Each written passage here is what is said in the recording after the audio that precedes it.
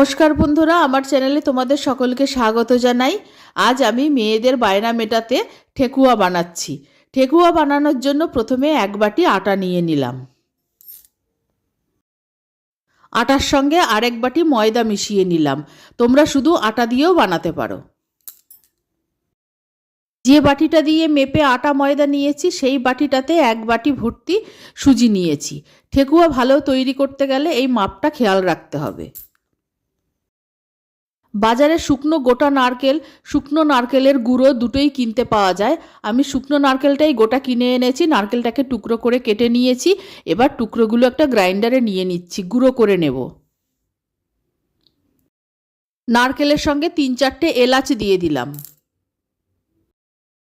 1 চামচ মৌরি দিয়ে দিলাম। নারকেলের সঙ্গে এলাচ মৌরি গুঁড়ো করে নেব। নারকেলটা খুব সুন্দর গুঁড়ো হয়ে গেছে। সব গুঁড়ো নারকেলটাই আটা ময়দা সুজির ওপর দিয়ে দেব। নারকেল, আটা, ময়দা, সুজি আগে খুব ভালো মতো মিশিয়ে নিচ্ছি, তারপর ময়ান দেব। আমার মেয়েরা বন্ধুদের কাছ থেকে ঠেকুয়া খেয়ে এসে ওদের এত ভালো লেগেছে, ওরা খালি বায়না করছে, মা ঠেকুয়া বানিয়ে দাও, ঠেকুয়া বানিয়ে দাও। তাই ভাবলাম আজ বানিয়েই ফেলি। সব কিছু উপকরণ ভালো মতো মিশিয়ে নেওয়ার পর আমার হাতে 4 চামচ মতো ঘি নিয়ে নিচ্ছি। পুরোটা ঘি দিয়েই আমি ময়ানটা দেব। তোমরা রিফাইন্ড তেল আর ঘি মিশিয়েও ময়ান দিতে পারো, কিন্তু আমি সবটা ঘি দিয়েই ময়ান দিচ্ছি। আর ময়ানটা খুব ভালো মতো দিতে হবে, হাত দিয়ে ভালো মতো চটকে ময়ান দিতে হবে। ময়ানটা ভালো না হলে ঠেকুয়াটা ভালো হবে না। খুব ভালো করে ময়ান দিয়ে নিয়েছি। ময়ানটা কতটা ভালো হয়েছে আমি তোমাদের দেখিয়ে দিচ্ছি। হাতে আমি 1 মুঠো নিচ্ছি। মুঠো করে নিলে এরকম হাতে শক্ত মুঠো হয়ে থাকবে, আবার চাপ দিলে ঝুরঝুর করে ভেঙে পড়ে যাবে। তাহলেই বুঝতে হবে পারফেক্ট ময়ান হয়েছে।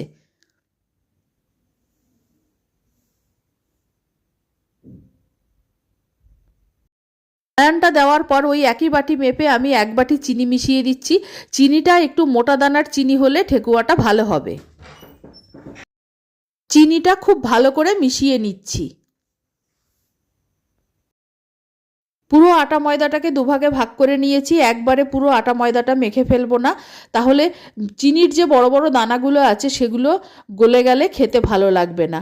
আমি অল্প অল্প করে মেখে নেব আর ঠেকুয়া তৈরি করে নেব। একবারে বেশি জল দিয়ে মাখা যাবে না, হাত দিয়ে অল্প অল্প করে জল ছিটা দিয়ে মাখতে হবে। মাখার সময় খেয়াল রাখতে হবে ডোটা যাতে একদম নরম না হয়, খুব শক্ত একটা ডো তৈরি করতে হবে। সামান্য একটু জল লাগবে। আমি একটা চামচে করে মেপে 2 চামচ জল দিলাম। এইভাবেই অল্প করে জল দিতে হবে। জলটা যাতে বেশি না হয়ে যায় সেই দিকে খেয়াল রাখতে হবে। ঠিক এই রকম একটা শক্ত ডো তৈরি করতে হবে। আর ডোটা তৈরি করার পর রেস্টে রাখা যাবে না, তাড়াতাড়ি করে ঠেকুয়া তৈরি করে ফেলতে হবে। আমি এবার ঠেকুয়াগুলো তৈরি করে নিচ্ছি, তারপর বাকিটা মেখে নেব।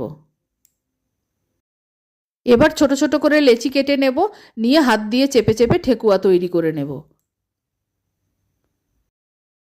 আমার মেয়ের বন্ধুরা অনেক রকম ডিজাইনের ঠেকুয়া দিয়েছিল, তার মধ্যে আমার এই ডিজাইনটাই সবথেকে ভালো লেগেছে, তাই আমি এই ডিজাইনটাই তৈরি করছি। লেচিটাকে প্রথমে হাত দিয়ে চেপে চেপে একটা পাতার শেপ দিয়ে নিয়েছি।